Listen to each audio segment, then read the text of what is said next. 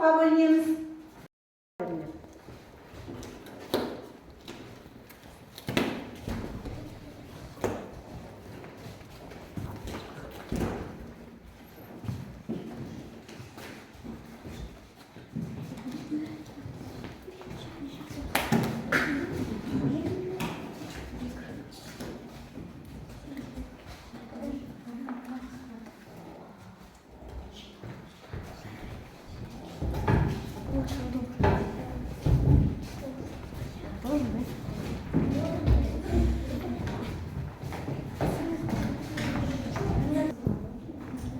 Ал енді балалар, жаңа қолдарындағы зымырандарыңыздың келесі бетін ашамыз.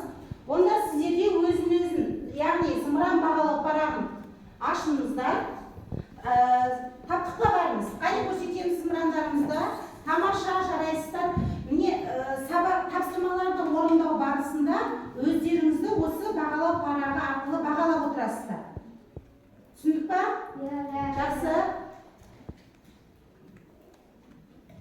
Енді біз бүгінгі сабағымыздың жалпы ережесіне танысып алайық. Қане бірге барлығымыз сабақта бір-бірімізді сыйлаймыз, тыңдаймыз, уақытты үнемдейміз, нақты дәл жауап береміз. Сабақта өзіміздің шапшаңдығымызды, тапқырлығымызды көрсетеміз. Сабақта белсене қатысып, жақсы баға аламыз. Жарайсыздар, сәттілік тілеймін. Поэтр әдіс арқылы үй тапсырмасын сұрайтын болған балалар. Айдос, үйге қандай тапсырма берілді? Есті бала тарау тұс. Тамаша, жарайсың.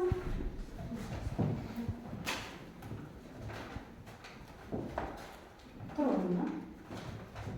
Өтіне қайда саяхат жасады? Ол ғарыш әлеміне саяхат жасады. Тамаша, ары қарап. Түсінде нелерді кездесті? Ол аймен, күнмен, жұлдыздармен кездесті. Тамаша, жарайсыздар.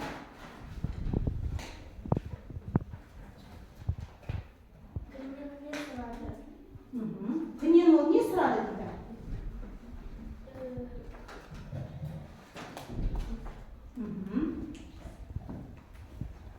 Күннен не сұрады ол? Бесік бағалы.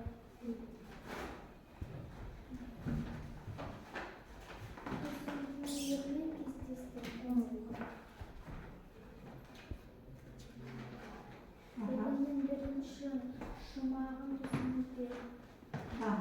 Түсіндіріп бер дейді, бірінші шумағын. Жылдам айтамыз. Жайықтан шақырып өсімдер айға ұшып алған алыстағы күзді ұстап беріп алды. Ол ғарышқа барып не істеді? Ұшты, сосын жұлдыздарды ұстады.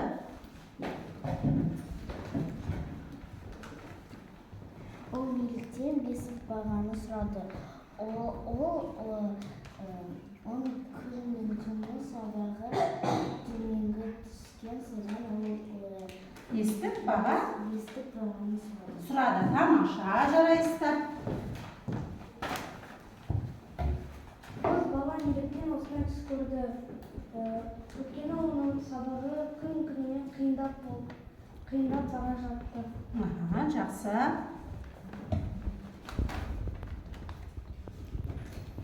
Түсінде нелермен кездесті? Ол аймен, күнмен, күн, жұлдыз.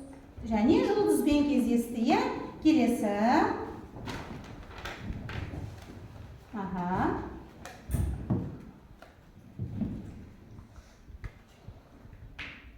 Сен қыздың орнында болса не істер едің? Сен қыздың орнында болса не істер едің дейді. Мен анама көмектесіп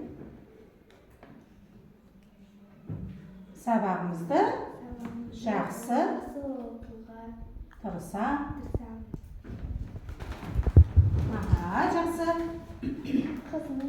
қыз бала неліктен осындай түс көрді? Қыз өйткені қыздың бағалары төмендей берді. Сол үшін ол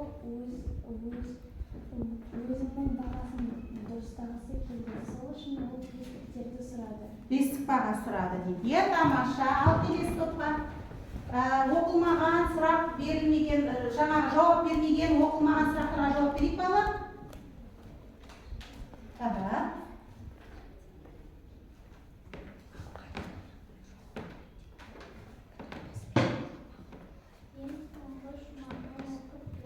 Өлеңнің ең соңғы шумағын оқып бер дейді. Қане, сіз дайындала береміз. Келесі Айбеке жауап берейік оған. Дайын отырамыз. Айбекеден кейін сіз жауап бересіз, оқып бересіз.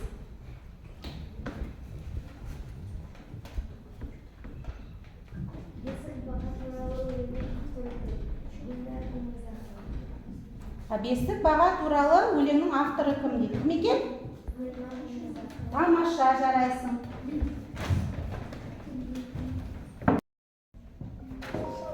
Осы өлеңнің негізгі идеясы не? Осы өлең арқылы біз нені үйренуіміз керек өзімізге, Бестіктерді ешкімнен сұрамай өз еңбегімізден алу керек. Сабақты көп оқу керек, кітапты көп оқу керек, ойынды жинату керек. Жақсы. Кейіпкердің көңіл күйіндегі өзгерісті мәтіннен тауып оқу. Бестіктерді іздедім, қымбат баға маңынан, өші ретті іздерім, қап әттеген ай.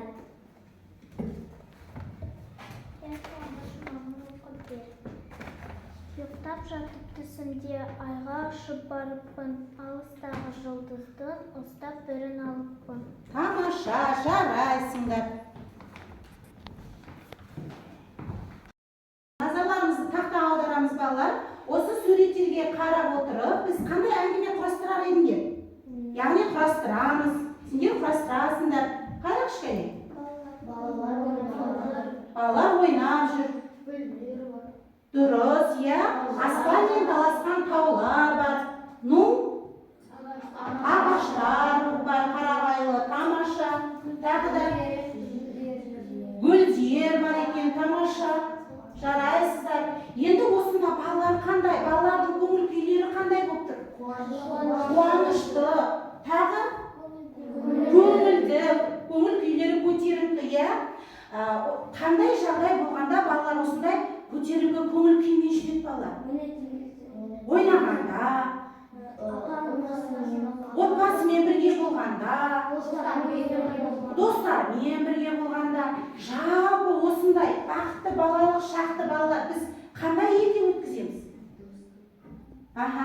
Достық дейді. Қандай елде өткіземіз? Туған жерімізде, өз отанымызда, табиғат аясында, жарайды, онда қабылдауға болады. Жақсы, жалпы балалар осындай жаңағы өмірді біз қандай өмір дейді екенбіз? Дұрыс, бейбіт өмір дейді екенбіз. Өз елімізде жаңағы шалқып, көтеріңкі көңіл күймен біз бақытты өмір сүре алады екенбіз. Жарайсыңдар. Олай болса, бүгінгі біздің балалар, біз бейбіт елде өмір сүреді екенбіз. Ал бейбіт өмір дегеніміз не екен? Жалпы бейбітшілік құсы қандай құс ол балалар? Көгершін. Көгершін жер бетіне тыныштық пен береке әкелетін құс болып саналады екен, балалар? Көгершін дүние жүзінің көптеген халықтар үшін бейбітшілік белгісі екен. Бізге бүгін көгершін қонаққа келіпті. Енді көгершінмен бірге біз сабақ барысында тапсырмаларды орындап отырамыз. Қазір көгершінмен бірге біз ақ көгершін әнін бірге шырқайық балалар. Қане орнымыздан тұрамыз.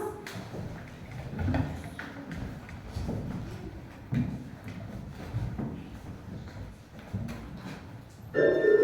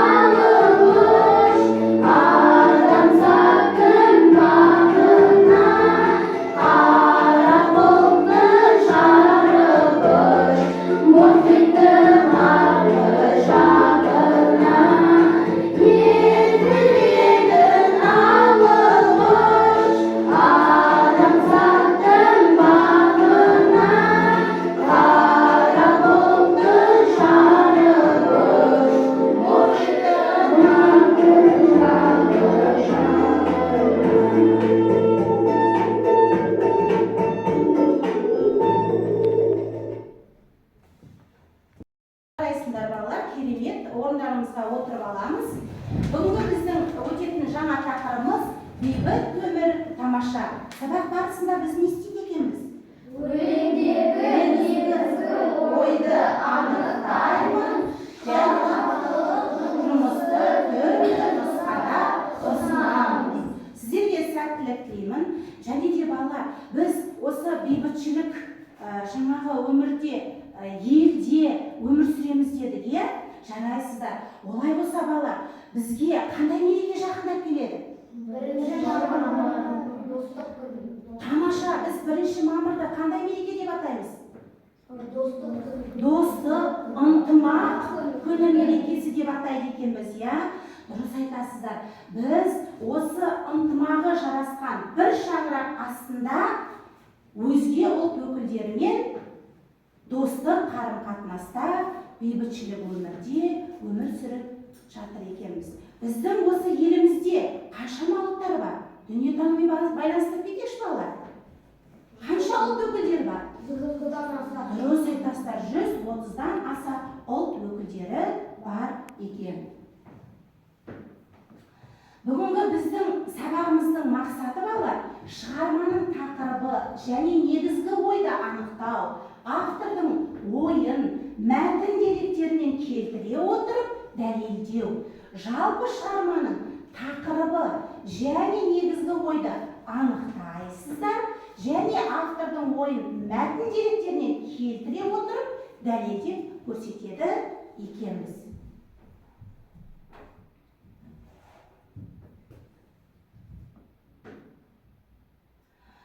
Бүгінгі біздің мәтініміздің, яғни жалпы өлеңіміздің авторы кім екен балалар? Ораз ақын Асқар екен. Ол кісі қайда туылған екен? Қытайдың Шығыс Түркістан өлкесіндегі Іле аймағы Мүкей Қараташ жерінде дүниеге келген екен.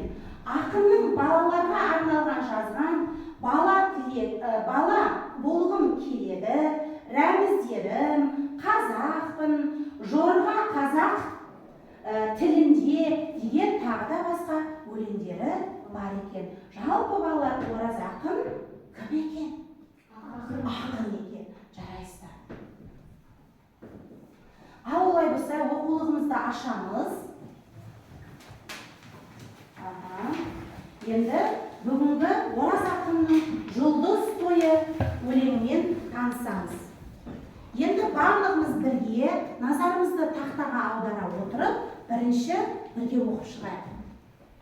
Юрий ашып барышты, аймен адам танысты, мен ұшағын бетке алып, еске тұрған Марсты, шолпан уран Сатурн, іздеп келе жатырмын, Меркурий, Нептун, Плутон, қарсы алатын батырмын.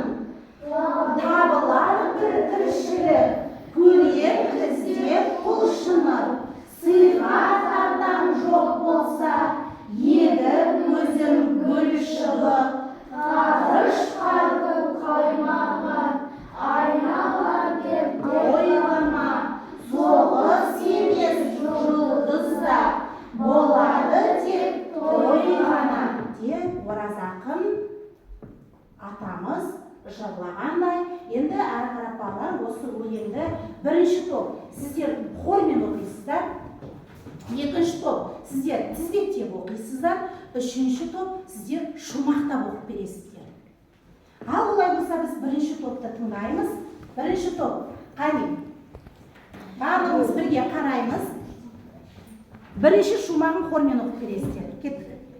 Юрий ашып барышты, аймен адам танысты, мен ұшамын бет алып, еске қанған Марсты, шолпан уран Сатурн, іздеп келе жатырмын, Меркурий, Нептун, Плутон, қарсы алатын батырмын. Тамаша, жарайсыздар. Қане бұл қошемет көрсетіп қояйық. Ал енді сіздер екінші топ оқисыздар, тізбектеп оқисыздар. Екі қатардан қане? Юрий ашып ғарышты, аймен адам танысты. Мен ұшамын бетке алып, есек қырымға марысты.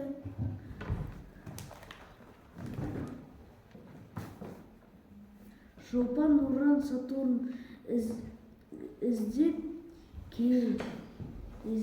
келе жатырмын. Меркурий, Нептун, Плутон қарсы аладың батырмын. Табылар бір тіршілік, көрем іздеп құлшынып. Ал енді сіздер бір шумақтан оқисыздар. Төрт қатардан жалғастырып кете беріңіздер. Ал бастаймыз. Юрий ашып ғарышты, аймен адам танысты. Мен ұшамын бетке алып, есік қырған Марсты. Шолпан Уран Сатурн іздеп келе жатырмын. Меркурий, Нептун, Плутон қарсы аладың барамын. Табылар бір тіршілік, көрем іздеп құлшынып. Сыйға тартам жоқ болса, егіп өзім гүл шашпы. Ғарыш қару қоймаға айналар деп ойлама, соғыс емес жұлдызда болады деп тойғана. Жалпы балалар, бүгінгі өлеңіміздің мазмұны қандай екен? Не туралы айтып отыр бұнда? Ғарыш туралы екен, тағы да жұлдыз той екен, тағы да. Бұнда нелер бар балалар? Ғарышкерлерді айтып, ғарыш туралы айтып тұр. Және де неге туралы? Иә, ғаламшарлар. Сұрақ айдарына назар аударайық балалар. Бірінші топ сіздерге табылар бір тіршілік деген кейіпкердің арманын түсіндіріп бер дейді. Тек қана той болады. Ол жерде соғыс болмайды. Тамаша. Ағаштарды сыйлайды. Ағаштарды сыйлайды дейді. Ағаш отырғызайын деп тұр. Тамаша. Ол жақта тіршілік болады. Тіршілік болады. Жақсы, жарайсыздар. Екінші топ сіздерге ақынның басқа ғаламшарға бару туралы арманы орындалуы мүмкін бе? Бала ғарышқа барып, екісі келеді. Арманы орындалуы мүмкін. Дейді. Тамаша. Тіршілік жасағысы Тіршілік жасағысы келіп тұр. келіп тұр дейді. Болашақта арманы орындалады. Тамаша. Ол біз сияқты ғарышта тіршілік жоқ деп ойлайды. Бірақ ол екісі келіп тұр. Жақсы. Ал үшінші топ. Қараймыз. Оның қолында шыбық бар, және гүл бар. Осы заттар ақын үшін ненің белгісі? Ненің белгісі? Ол тіршілік жаратқысы келіп тұр. Тіршілік жаратқысы келіп тұр. Табиғат белгісі. Ғарыштың құпиясы дейді. Тамаша. Жүргізгісі келеді. Жарайсыңдар. Керемет. Көгершіннің тапсырмасы балалар жұптық жұмыс. Сіздер ғарышкер туралы өлең құрастыру керексіздер. Жас ақындар сөйлейді әдісі арқылы өлең құрастырамыз. Ал кеттік. Құрастырамыз. Екеу жұппенен.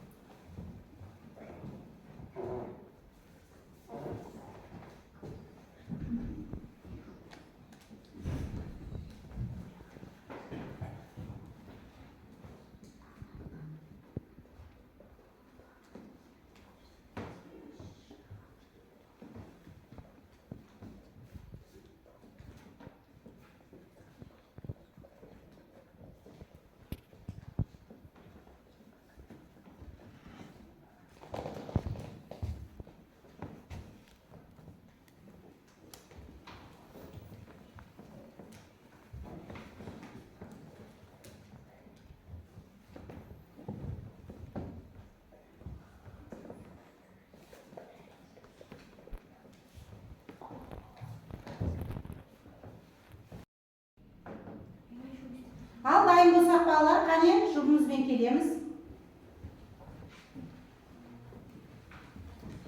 Қай жұп дайын келуге болады?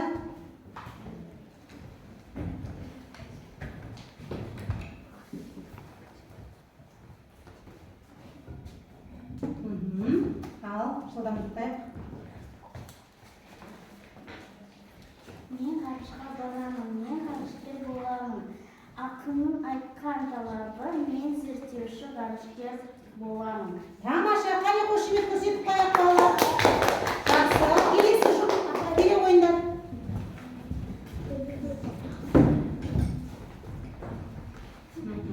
Әнге қосып айтамын ғарышкері өлең етіп жазушыны ғарышкерлер жырымыз. Ғарышкерлер жырымыз дейді. Тамаша, қошемет көрсетіп қоямыз. Келесі жұп, қара ойындар. Келесі жұп қане.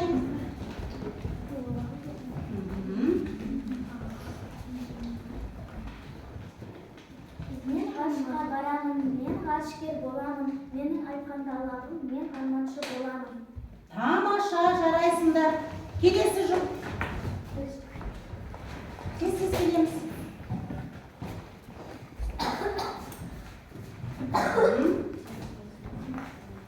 Келесі жұп дайын тұрайық. Мен ғарышкер боламын, айға күнге қонамын, Тоқтар аға сияқты танытамын қазақты.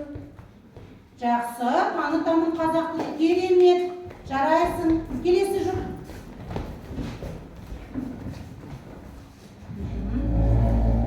Ғарышкерлер тобындағы Тоқтар Талғатайым дейді. Ғарышты зерттеп келгенде Тоқтар Талғатайым дейді. Мен де ғарышкер боламын. Ғарышты зерттеп келемін, ата-анамды қуантып, арманыма жетемін. Тамаша, жарайсың.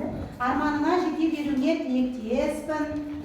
Жақсы, керемет өлең құрастырыпсыңдар. Аспан қандай әдемі жұлдыздары жарқырап, зымыран ұшып қарайды, көк аспанның әлемі. Көк аспанда әлемі дейді. Тамаша, жарайсыңдар. Қане қошемет көрсетіп қоямыз балалар. Келесі жұп қане.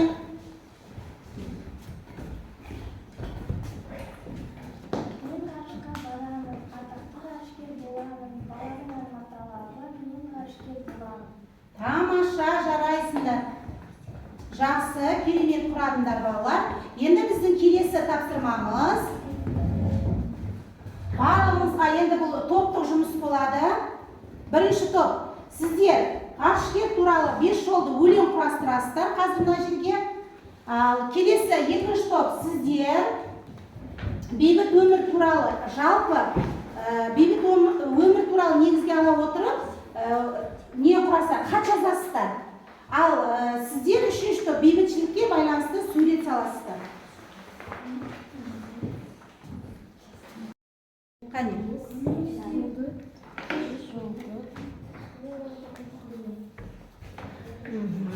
Жақсы. Қане сіздерде жақсы қиып орындай беруге болады. Сіздер Сурет істейміз ғой, иә, соны жабыстырасыздар, жабыстырып келтіруге болады.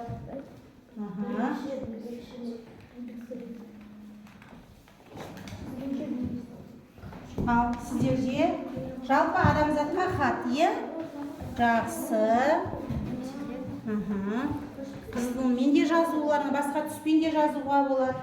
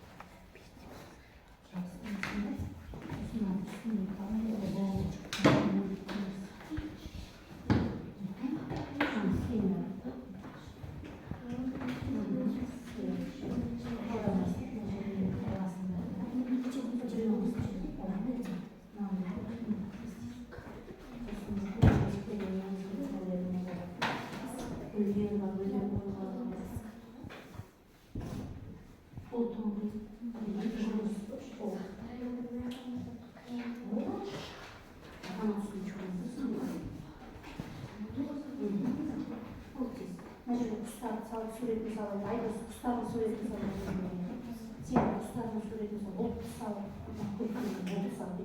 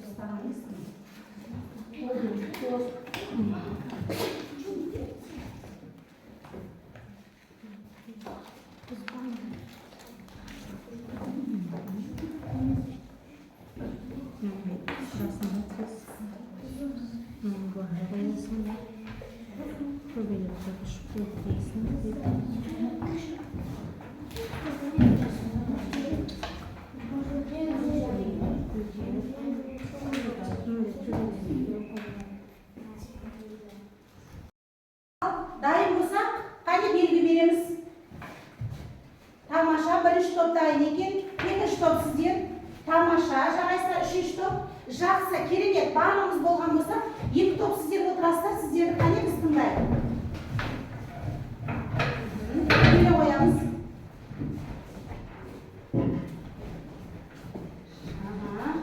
Жарайсыздар, көгершінің тапсырмаларын жақсы орындап жатырмыз.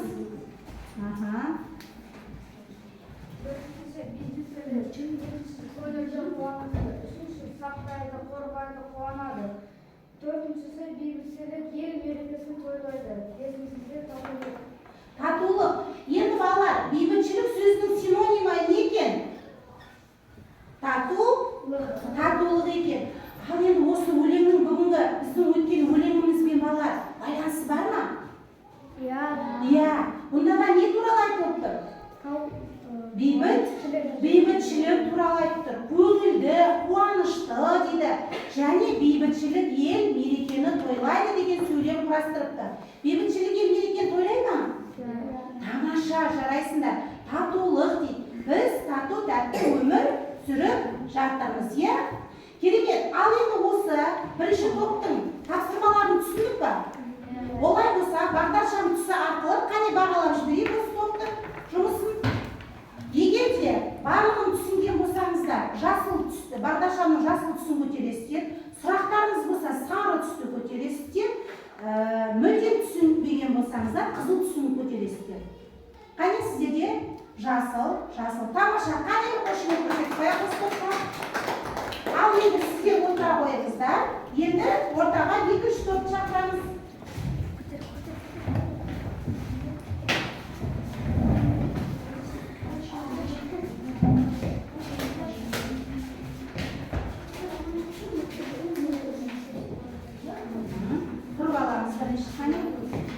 Жақсы. Жақсы, керемет. Сіздер бейбіт өмір тамаша тақырыбындағылар не істепті балалар? Сурет құрастырыпты, иә? Жалпы біздің осы бүгінгі өлеңіміздің бастапқы жаңағы сурет арқылы аштық қой, сол суретпен байланысы бар ма? Қандай байланыстар бар? Екеуінде де не бар? Тау бар. Ағаштар бар тамаша. Бұлттар бар тамаша. Көбелектер бар. Гүлдер бар. Құстар бар. Жарайсыңдар. Жалпы екеуінде де қандай өмір бейнеленіп тұр? Бейбітшілік өмір тамаша тақырыбына сәйкес келеді екен. Қане қошемет көрсетіп жібереміз. Осы салған, яғни құрастырған суреттердің мазмұнын түсінген болсақ, балалар, қане екі топ бағалаймыз. Тамаша, жарайсыздар. Келіп, мұнда қоямыз. Ал кет. Енді үшінші топты ортаға шақырамыз.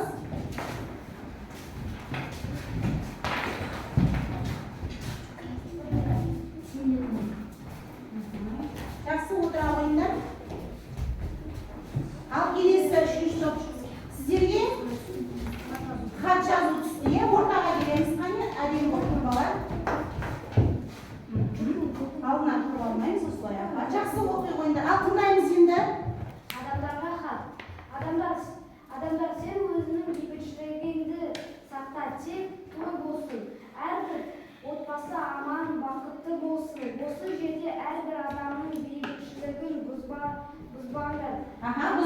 Енді Айдана бір сөйлем оқысын.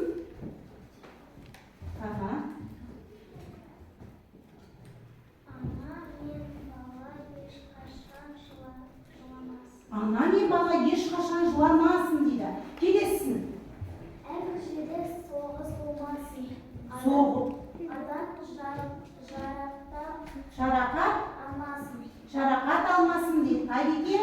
Адамдар табиғаттағы тірі ағзаларды табиғатты өлтірмесін. Адамдар табиғаттағы тірі ағзаларды, яғни табиғатты өлтірмесін, сақтасын дейді. Керемет. Ал енді бүгінгі өлеңімізбен, яғни тақырыбымызбен осы өлеңнің байланысы бар ма балалар? Қандай сөзде байланысып тұр? Бейбітшілік дейді екеуінде де. Тағы да? Той болсын деп тұр, тамаша. Тағы да? Соғыс болмасын деп тұр.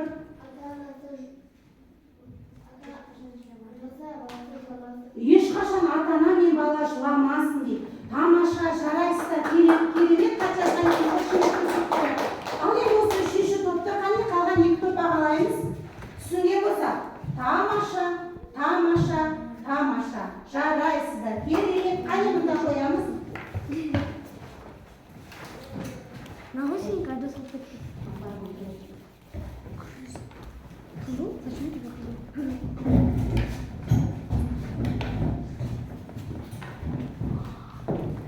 Балалар бізге көгершіннің тапсырмасы өзімен сіздерге тосын сый әкеліпті. Міне өлеңге сіздер ғаламшарлар туралы үйреніңдер оқып. Өткен сабақтарда да біз ғаламшарлар туралы бірнеше ақпараттар алған болатынбыз. Енді сол ғаламшарлардың өзіне тән дыбыстары болады екен. Олай болса тыңдайық, қандай дыбыстар бар екен? Естіретін боламын. Сонымен кеттік.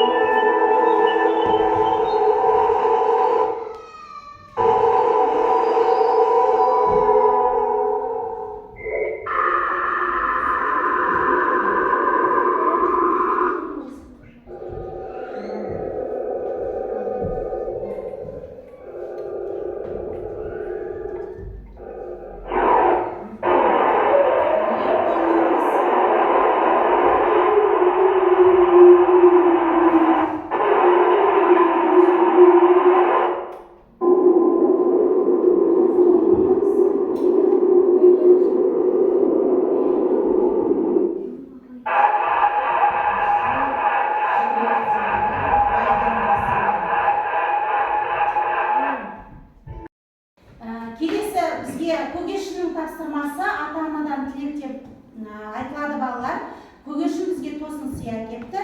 Сіздердің, яғни әжелеріңізден тілек алып келіпті. Қане, тыңдайық. Айбекенің әжесінің тілегін тыңдаймыз. Амансыздар ма балалар? Жер шарында әрбір адам бейбіт өмірді қалайды. Сендер балалар бірлігі мен ынтымағы жаратқан тәуелсіз елде өмір сүріп жатырсыңдар. Сабақтарыңды жақсы оқып, отанымызға Қане барлығымыз тілек айтқанда азаматтар болып өсе беріңіздер. өсе беріңдер дейді. Амин. Ал енді сыныптағы Айсананың әжесінің тілегін тыңдайық. Құрметті ұстаздар мен оқушылар, амансыздар ма? Келе жатқан мерекелерің құтты болсын. Еліміздің көп ұлттық халықтар арасындағы бірлік пен ынтымағымыз нығая берсін. Халқымыздың татулығы, ынтымақтығы, бейбітшілігі ең басты байлығымыз. Оны көздің қарашығындай сақтап тырысайық. Ол үшін көзіміз ашық, көкірегіміз ояу болу керек. Сондықтан сабақтарыңды жақсы оқыңдар. Әрқашан бейбітшілік, ынтымақ, бірлік болсын. 1 мамыр еліміздің бірлігі күні құтты болсын. Рахмет. Көгершіннің тапсырмасы қорытындыла айдары екен балалар. Онда өлеңдегі негізгі ой қай шумақта айтылған деп соны оқып беріңдер дейді. Қане барлығымыз бірге оқи қояйық. Табылар бір тіршілік, көрерміз деп құлшынып, сыйға тартам жоқ болса, егін өзің гүл шығып, ғарыш ғарып қоймағым, айналар деп ойлама, соғыс емес жұлдызда болады тек той ғана. Тамаша, тойымыз көп болсын. Қане бір көгершіннің тапсырмасы балалар.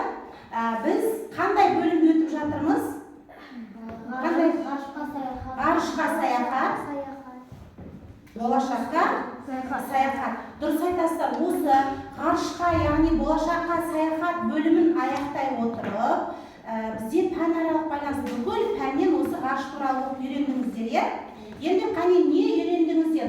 Осы көгершіннің тапсырмасы арқылы тарауымызды, яғни бөлімімізді аяқтаймыз. Ал олай болса басталды.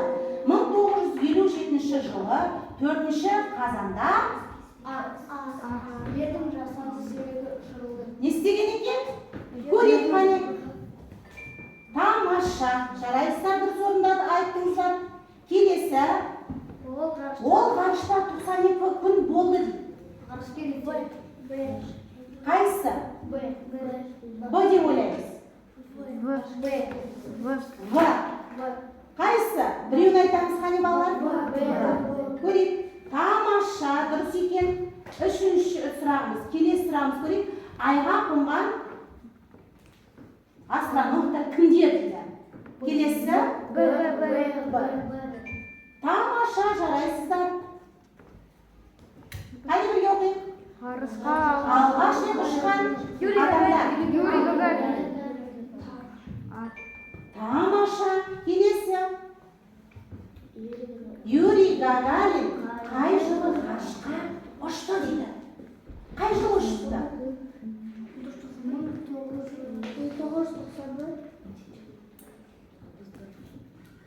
1991. Қайсы?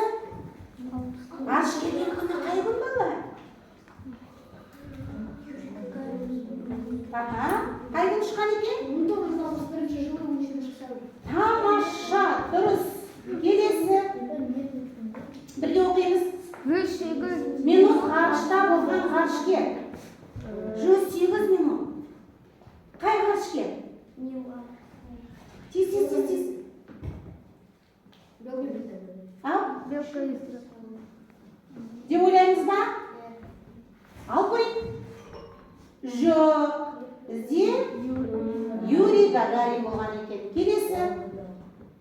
Белка стрелка қай жылы ғарышқа аттанды? 1961 жылы ұлыстамыз. Жылынан шатасып біз қай жыл екен? 60-шы жыл екен. Келесі. Белка мен стрелка ғарышта қанша уақыт болды дейді?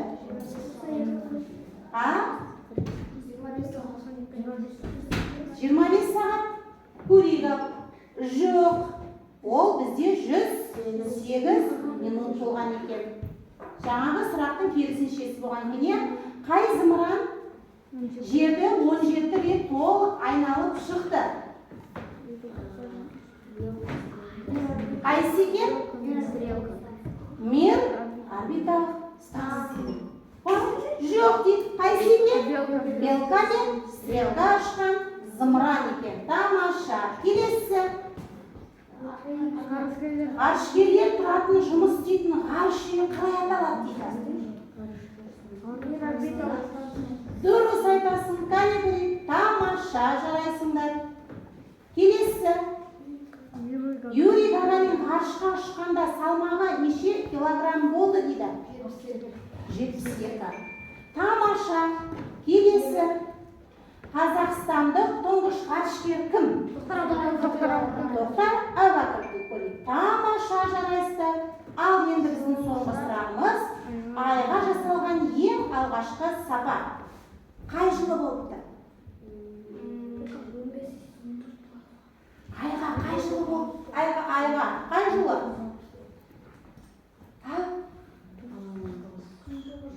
Сапар. Қане көрейік, қайсысы? 61-ші жылды көрейік. Тамаша, жарайсыңдар. Енді мен көгершін балға сіздерге 14 сұрақ атайын екен. Соның нешеуіне дұрыс жауап беріппіз? 9. Керемет, жарайсыңдар. Қане бір қошеметтесеңіздер.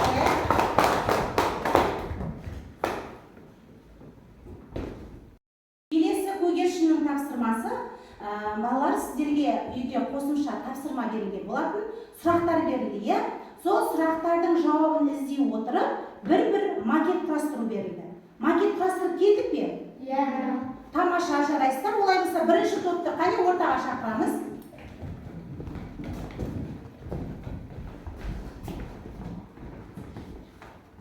Біз не құрастырдық? Қандай өлеңмен таныстық? Өлеңдегі ғаламшардың тізбегін атаң. Марс, Шолпан, Уран, Сатурн, Меркурий, Нептун, Плутон. Тамаша. Ең жақын ғаламшар Меркурий, а ең алыс ғаламшары Нептун. Тамаша, жарайсыздар. Қане бірінші топты қошемет қыламыз. Керемет құрастырып келіпсіздер, жарайсыздар. Ал, отыра қоямыз. Енді келесі топты тыңдаңыз, қане. Келесі топ, екінші топ келе қойыңыздар.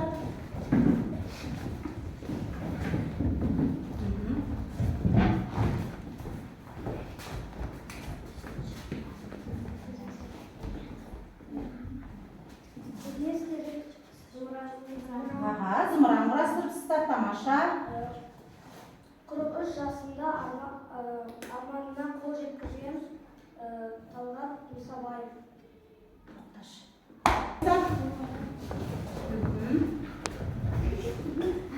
Ал, сіздер не құрастырдыңыздар? Зымыран құрастырыпсыздар, Тамаша, қандай сұрақтар берілді сіздерге? Жұлдыз тойы өлеңнің авторы кім? Ораз ақын? Асқар дейді, дұрыс. Баланың арманы қандай? Ғарышқа ұшуы. Ғарышқа барып не орнату болды? Тіршілік. Тамаша. Келесі. Қандай өмір туралы айтылған? Қандай өмір туралы айтылған онда? Ғарышқа ұшып барып, тіршілік орнатқысы келді. Тағы да онда тек қана не болады деп айтылды? Той болады. Тек қана той болады деп айтылды, тамаша. Ол деген сөз бейбіт өмір болады деп тұр, ғарышта да. Жақсы.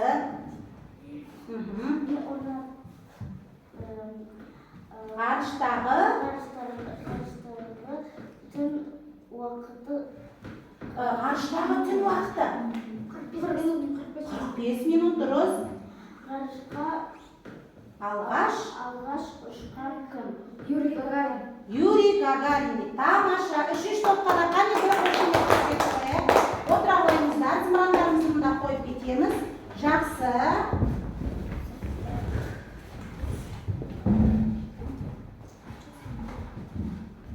Ал енді үйге бүгінгі тақырыптың үйге тапсырмасы тілегіміз бейбіт күн тақырыбына сурет салып келеміз. Қане күнделіктеріне, дәптерлеріне жазып аламыз. Енді зымыран бағалау парағы арқылы өзіміз бағалаймыз. Иә, бағалаңдар. Ерасыл? Мен өзіме 10 балл қойдым. 10 балл.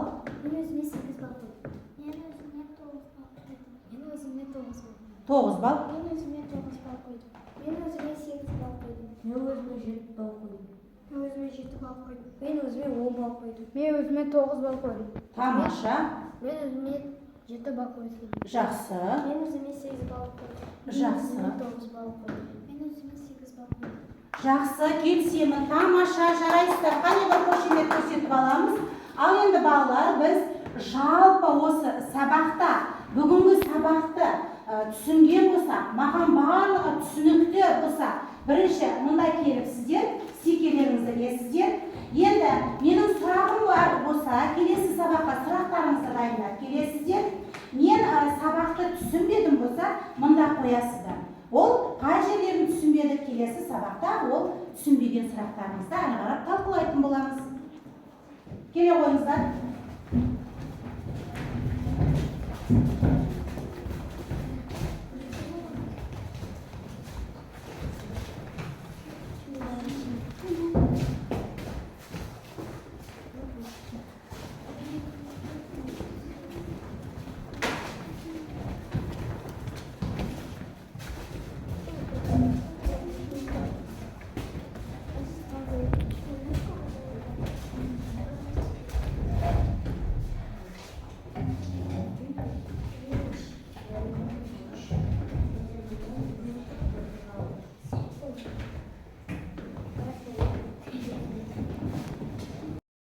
Аяқталды. Сау болыңыздар, сабаққа өте керемет қатыстыңыздар.